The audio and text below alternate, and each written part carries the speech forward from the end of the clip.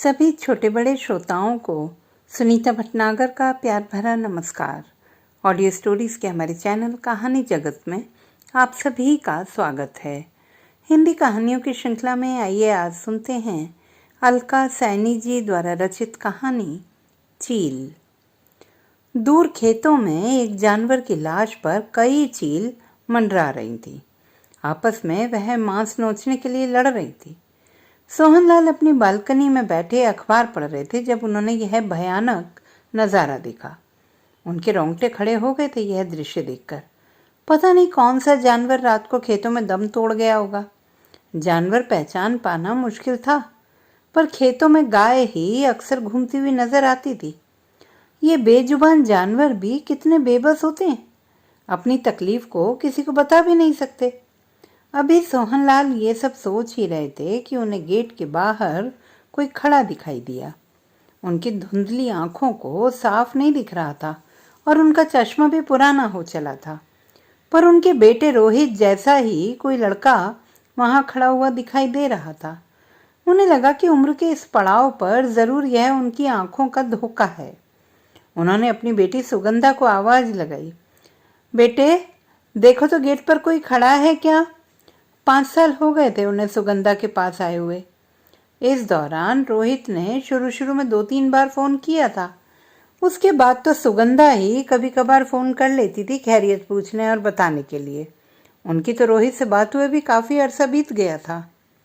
तभी सुगंधा दौड़ी दौड़ी आई, पिताजी रोहित भैया आए हैं अपने बेटे के साथ, ड्राइंग रूम में बैठे हैं, आप भी आ जाइए। बेटे की खबर सुनकर सोहनलाल की आंखें भर आईं, पर पता नहीं क्यों उनके कदम जड़वत से हो गए। चाहकर भी उनमें हरकत नहीं हो रही थी। जब तक उनकी पत्नी जिंदा थी तब तक उन्हें किसी तरह की कोई कमी का एहसास नहीं हुआ था। बिन मांगे ही सुबह की चाय से लेकर रात के खाने तक कोई कमी नहीं आती थी।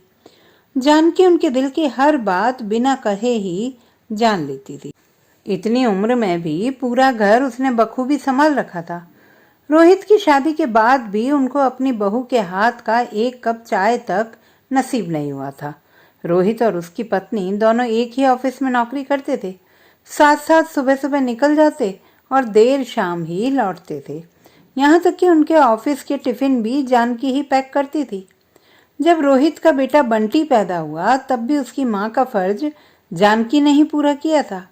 कभी कभी तो दोनों पति पत्नी जब तक लौटते तब तक बंटी अपनी दादी की गोद में सो गया होता। माँ की गोद तो बंटी को कभी नसीब ही नहीं हुई थी। जानकी ने ही उसे पाल पोस कर बड़ा किया था। जानकी सोहनलाल के घर की धुरी की तरह थी। जानकी क्या गई, सोहनलाल के होंठों की हंसी भी साथ ले गई। जानकी के मरने के बाद रोहित ने अपने बेटे बंटी को हॉस्टल में डाल दिया था। सुगंधा जब अपनी माँ के देहांत के बाद उनकी पुण्यतिथि पर आई तो उससे अपने पिता की इतनी दुर्दशा देखी नहीं गई। सुगंधा बेशक रोहित से छोटी थी, पर उसमें जानकी के सारे गुण मौजूद थे। सुगंधा अपने पिता को अपने साथ अपने घर ले गई। रोहित ने अपने पिता को एक बार भी रोकने की कोशिश नहीं की, जैसे कि कोई बोझ सर से उतर गया हो। आज फिर एक बार सोहनलाल के दिलो दिमाग में पुरानी स्मृतियां तरोताजा हो गई थी।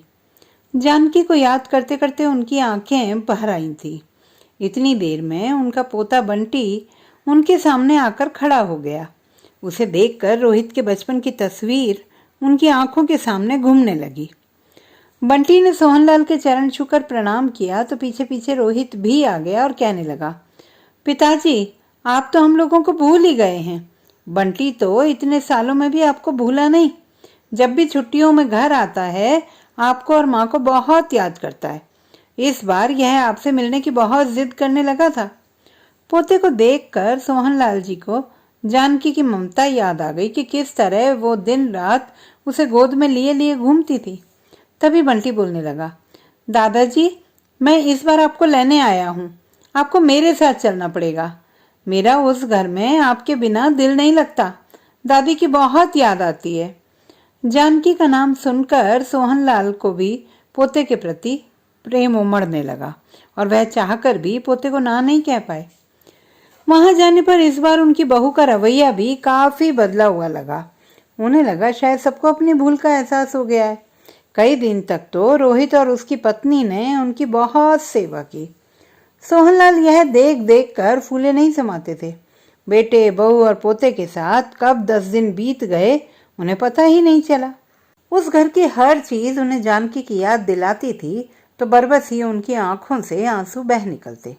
एक दिन जब सोहनलाल अपने पोते बंटी के साथ कैरम खेल रहे थे तो रोहित भागा भागा आया और अपने पिता को एक चिट्ठी दिखाते हुए कहने लगा, पिताजी देखिए तो, आपके नाम यह चिट्ठी आई है जिसमें आपके दिल्ली वाले ताया जी ने अपनी सारी संपत्ति आपके नाम कर दी है।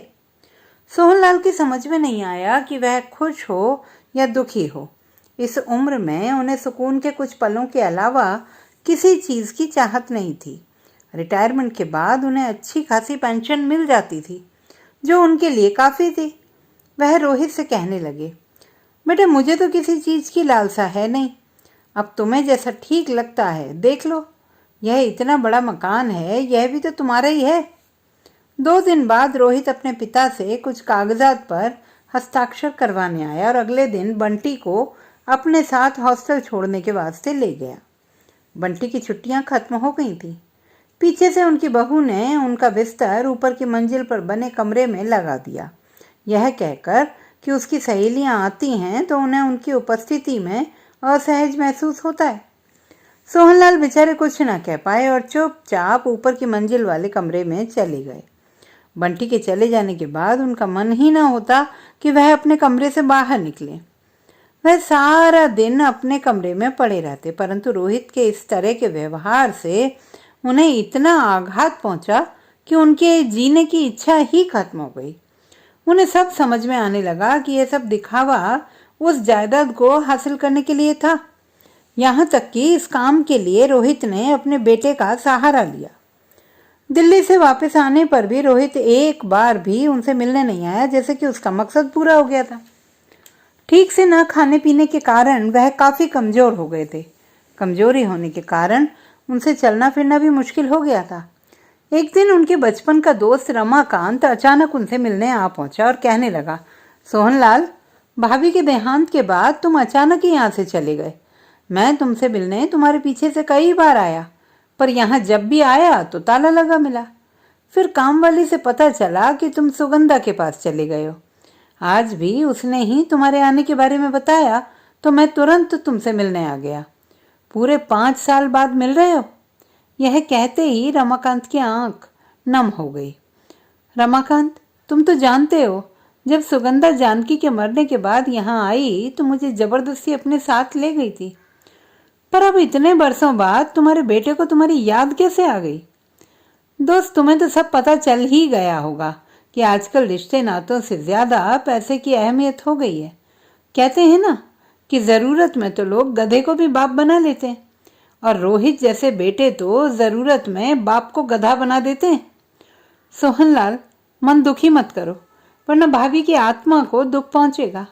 बस दोस्त, अब तो उसके पास ही जाने की तैयारी है। जाने से पहले मुझ पर एक एहसान कर देना। इस चिट्ठी में मेरी अंतिम इच्छा लिखी है, मेरे मरने के बाद उसे पूरी कर देना। यह कहते हुए सोहनलाल ने एक चिट्ठी रमाकांत को थमा दी। दिन में एक आध बार कामवाली सोहनलाल को थोड़ा बहुत कुछ खाने वास्ते दे जाती। कई बार तो वह खाना ऐसे ही पड़ा रहता। उनकी भूख दिन ब दिन मरती जा रही थी।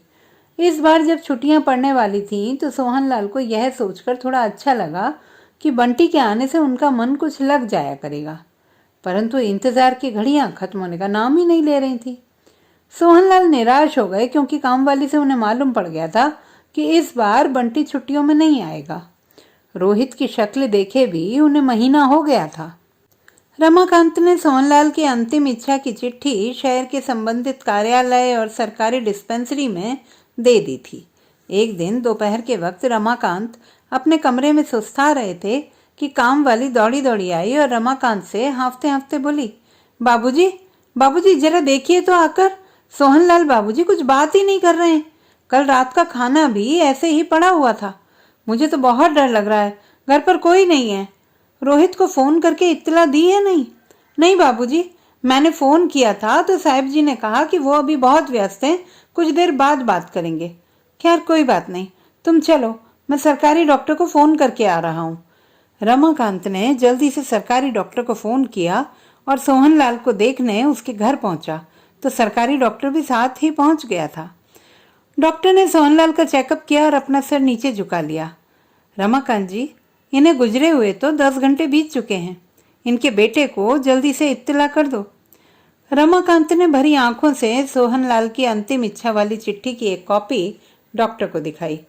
डॉक्टर ने वहीं से अस्पताल फोन करके सोहनलाल की अंतिम इच्छा बताते हुए कि उनकी मृत्यु के पश्चात उनके शरीर को उनका बेटा हाथ न लगाए को ध्यान में रखते हुए सरकारी एम्बुलेंस भेजने की अपील की।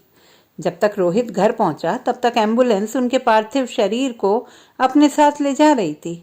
जब रोहित एम्बुलेंस के पास अपने पिता को देखने पहुंचा तो डॉक्टर ने चिट्ठी रोहित के हाथ में थमा दी और रमाकांत को अंदर बैठने का इशारा किया।